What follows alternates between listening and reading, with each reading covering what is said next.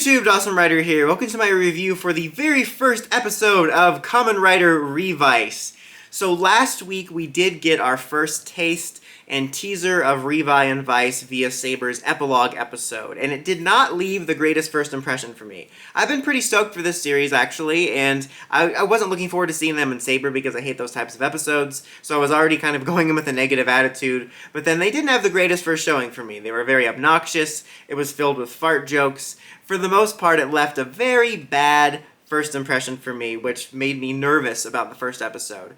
And thankfully, that wasn't the case for the first episode. You know, I'm still being cautious about a few things based on the direction and based off of what we saw in Saber. I don't know how much that might come into play, but it was a very strong showing, in my opinion, for the first episode, and a better showing for both of our main characters.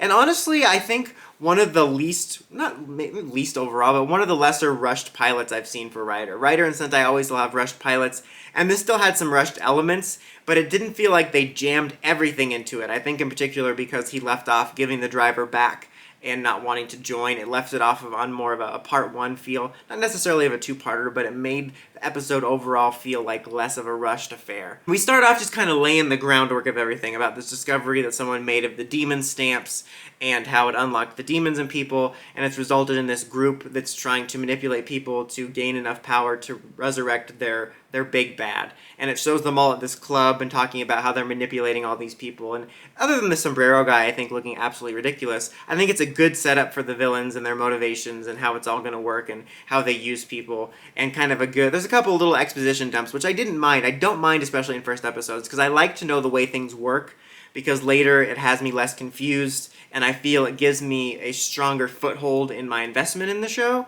And so they talk about that, and they're like, this guy, or Daisuke, or whatever his name is going to be our candidate. And then we start to meet his family, and of course we meet who is actually our main character. His name's Iki, right? If his name's not Iki, I'm still calling him that. But we meet him, and unfortunately he is still a little obnoxious. That was one of the things I was worried about from the Saber teaser, is that he's another twerpy character. He's not as bad in this episode. I didn't find him to be as annoying. I found him to have some likable moments. He's definitely an on-the-fence character for me, where he could end up being really annoying and I hate him, or he could end up surprising me, or he could just kind of stay on the fence and sometimes like him, sometimes not. But regardless of whether he's better or not, I just wish we could get a different type of protagonist. I feel like from Geo onwards, we've had this same sort of twerpy, eccentric protagonist, and it's like you just change one or two traits and they all feel like a version of the same person in a way. And I'm personally not a fan of that type of protagonist, but even if I was, I just would like some variety. Like if we had a badass protagonist every year, or, you know, just kind of a straight-laced protagonist, a character type I liked or something, if we got that every year, I'd be complaining too. I just think it's a little bit repetitive, but that's just me. But again, a little better off than his preview. I really do like the family dynamic they're setting up. Like all the family kind of has this nice little bond we're getting used to, and these little quirks, especially the dad's kind of quirky. And I think that could be a potentially fun dynamic and a potentially like heartwarming dynamic. I'm not sure, but I do like the stuff they're setting up for that. And we set up his first contact with Vice, as he's the only one that can hear him and see him, and he's causing trouble, and they set that up, and I'll talk more about Vice here in a second. But we get to sort of the ceremony where Daisuke's going to be anointed one of these guardians to fight the dead mans, and the whole situation with the dead mans and the stamps is very well known by the public. Like the company... I forget the name of it at the moment, but the company that's fighting them and everything about it is very publicly known. As such, they're at this place like it's a karate tournament or something. And of course, during the middle of that, they explain a little bit more of an exposition dump about the stamps and how they're using the power of the stamps and the demons combined with other stuff to create the rider system, so you get kind of another foothold into the door of the world there. Right when that's happening, of course, the villains attack. And when the villains attack, our to-be Rider uses the stamp and frees his demon, but he can't get it under control. I was a little bit confused by this. I probably should rewatch it or just get it explained to me like I'm 5. But he's like, you're the candidate. And then he goes to use, he's like, don't use the stamp, you'll free the beast. But then when Iki transforms, he's like, use the belt to catch the beast. So I felt it was just a little confusing. Because it's like, okay, why wouldn't he just warn him to make sure the belt was on before he used the stamp? But regardless, the guy that was supposed to be the Rider causes more harm than good. He causes more of an attack. And then the mom's getting attacked. So Iki's like, what do I do? And that's when Vice is like, if you contract with me and let me out by using the stamp, then I can help. He uses the stamp. He does punch the monster, and it's like, oh, he's going to help. But then he goes after the mom. And that's when the guy that invented the belt is like, use the belt, you'll keep him under your control, and that's when he uses the belt to control him and transform for the first time. And again, the transformation, much like last year, is really extra. I really like it. It's really fun. Like, they have this background text conversation with him, which is really amusing, and the transformation sequence looks cool. But I can't help but think, like, Saber had the extra transformations, and then you sort of went into a roll-call-y transformation sequence that was almost like a Sentai Power Rangers morph sequence. And this left me thinking, as cool as these look, I kind of hate how extra the rider transformations are with the whole diorama behind them. I kind of miss when they were more discreet. And it left me thinking, why don't we just do a morph sequence? Like, let's just do a full-on cutaway morph sequence and then have an instamorph instead of having the morph sequence be out in the world. It's just getting a bit much for me. But regardless, I liked it. I really like the suits. They've grown on me even more. We get to see the first fight, and we get to see them show off the weapon. We get a little bit taste for their style, a little bit of taste for the dynamic. It was a pretty cool fight, pretty cool finisher, a little taste for him using like the form where he has T-Rex legs. And now I'm going to talk about Vice's character, who Iki was a little bit better in this compared to the first one. But Vice came off much better in this than he did the Saber one. Almost like night and day difference. He still has a bit of quirky funniness, and he will break the fourth wall and talk to the audience, which I do find amusing, very Deadpool-esque, but I found it to be amusing so far.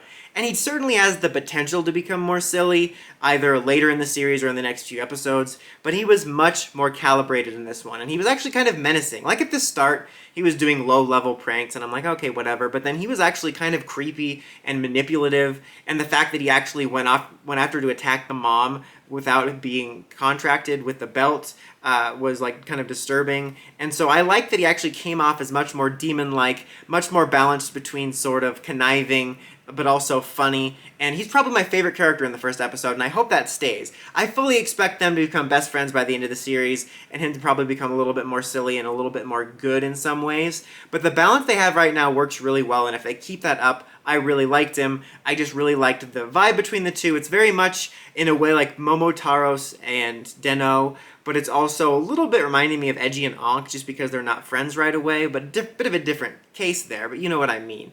But at the end, like I said, he hands back the driver because he says he needs to focus on the family's business, which ties back to an earlier scene when he's talking to his brother about, like, well, why didn't you go pro and for soccer? And he's like, I'm staying back with the family. I don't think he said that, but that's kind of implied. I think that's going to be a character beat.